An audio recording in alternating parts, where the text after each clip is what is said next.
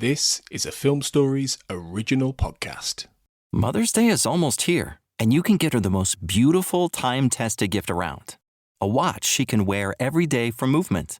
Whether mom's into classic dress watches, rare and refined ceramics, or tried and true bestsellers, Movement has something she'll love. And right now you can save big on the best Mother's Day gift ever with up to 50% off site-wide during Movement's Mother's Day sale at mvmt.com. Again, that's up to 50% off at mvmt.com. We made this.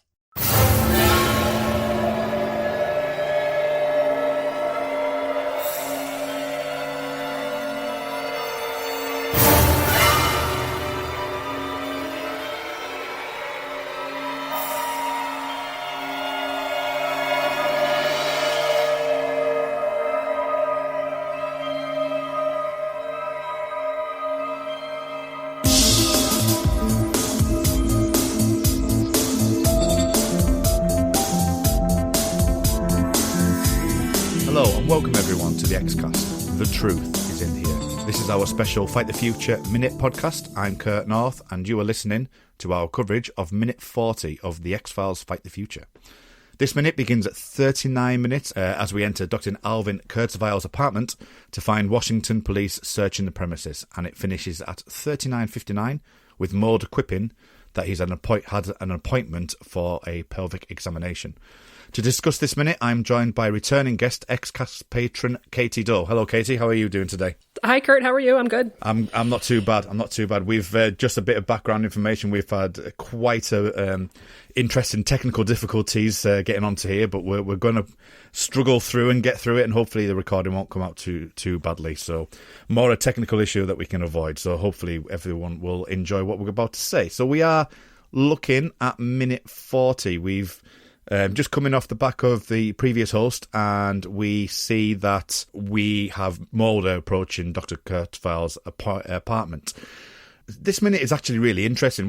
First of all, what did you think to this? I mean, this goes up to the whole Mulder in the apartment scene. What were your general thoughts on that? I think it's kind of, obviously the syndicate has gotten to the proper authorities, and they're trying to, put them on the trail of Kurtzweil and get him out of the picture. So it sounds like also something that has happened many times. But it was pretty interesting to see, the stories they concoct and that Mulder gets there just in time. Yeah, and I think that the what I particularly like about this minute in a lot of ways is that it's mentioned on the commentary. I don't know if you listen to the commentary. I think it's Frank Spotnitz who and I got this as well, as I'm sure you did, that the finding out that Kurtzweil is a gynecologist, which has ramifications in the X-Files series as a whole, really, doesn't it? It's got more emphasis on likes of Memento Mori and abduction and the like. Did you catch that?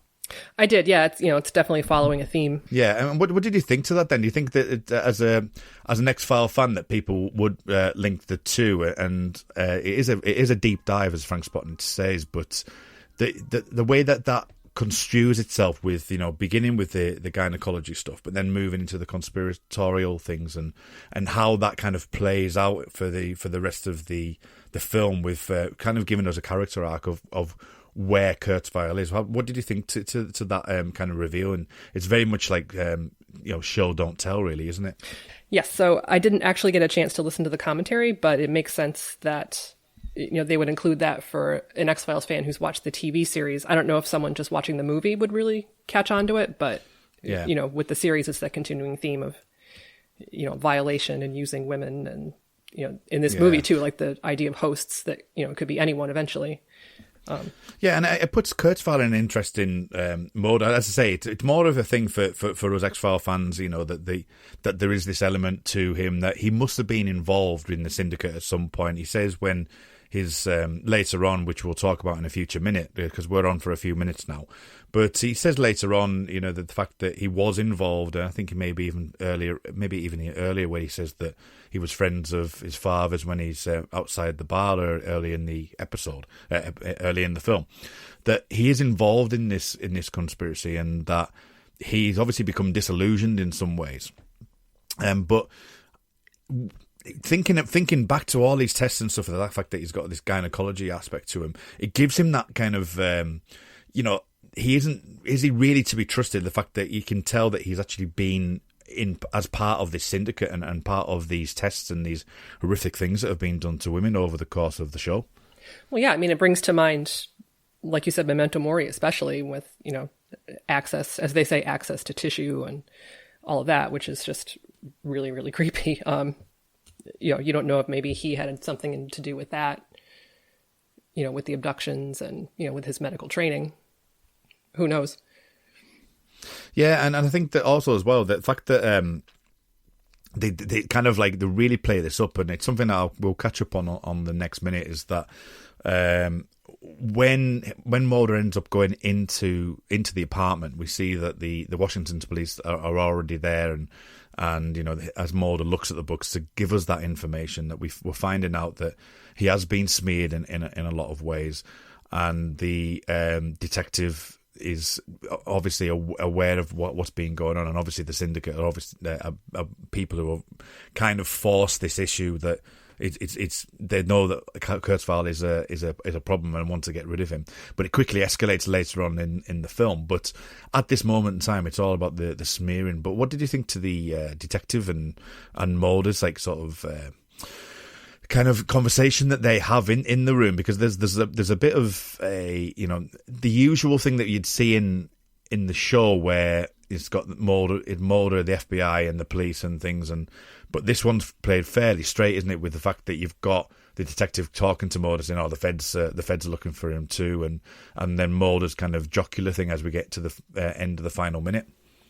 Yeah, I mean, I had a note that it kind of starts out like all Mulder's interactions with local law enforcement, that it's not great. But then the detective does go along with it, and he seems fine. The FBI is there. He's not trying to kick him out like he could do. It sounds like he's asking if the FBI knows anything further.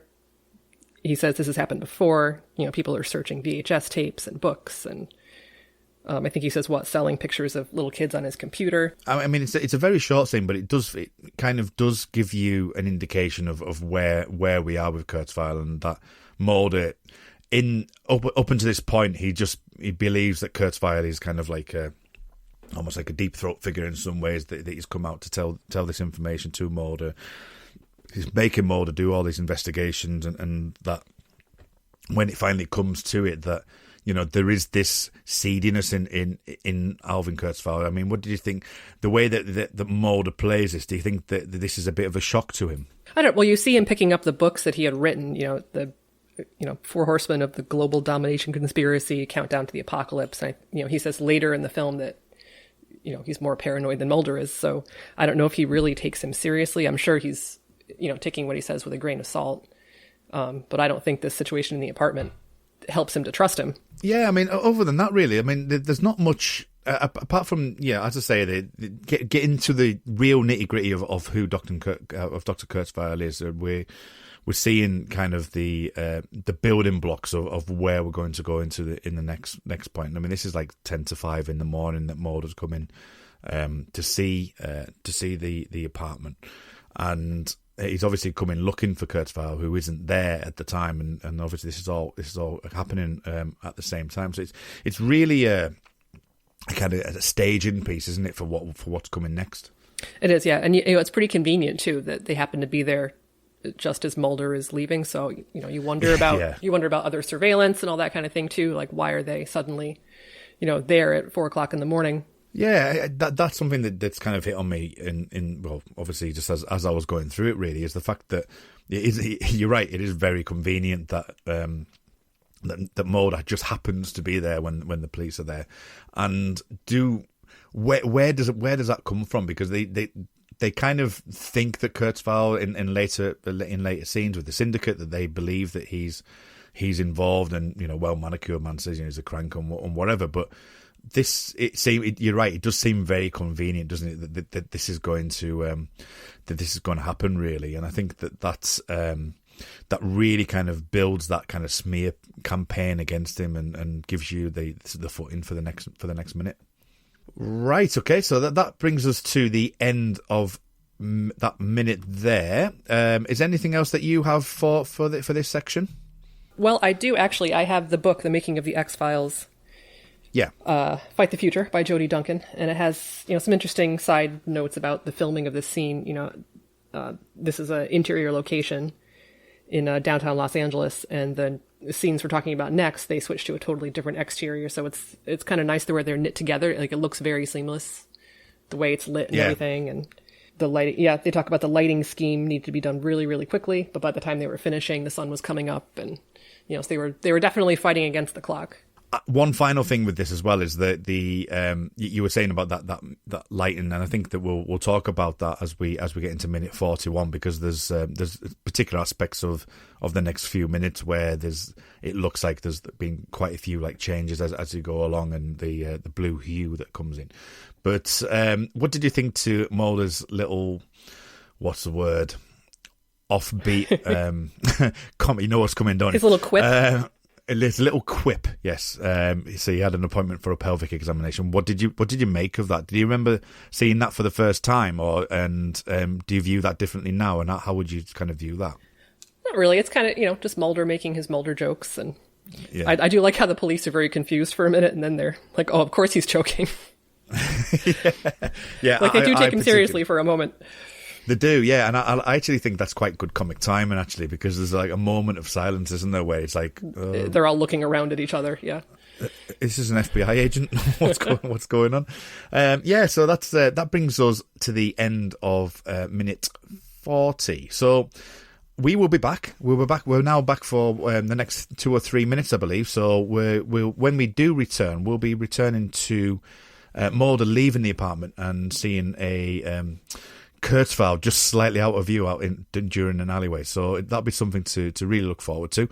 In the meantime, just remember, as always, trust no one. Previously on the We Made This Network. Free with this month's issue. And also, I wonder if Tim Harrington and Colin have been in the same room together. I've still got slightly more hair. Because you go onto the Wikipedia page, and for a moment I thought Colin was wearing a multicoloured feather jacket. I am. Yeah, I am. Yeah. If you were on a Skype call, you'd see that. But, I'm not in Les Savifab.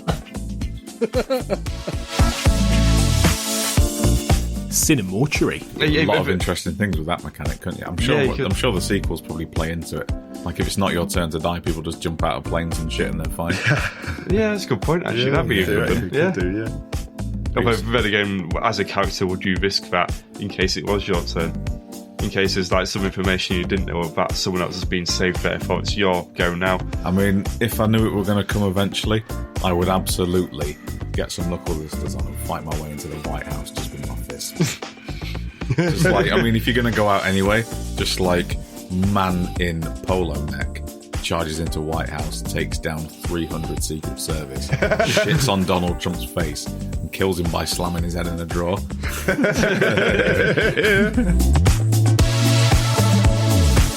Life's milestones.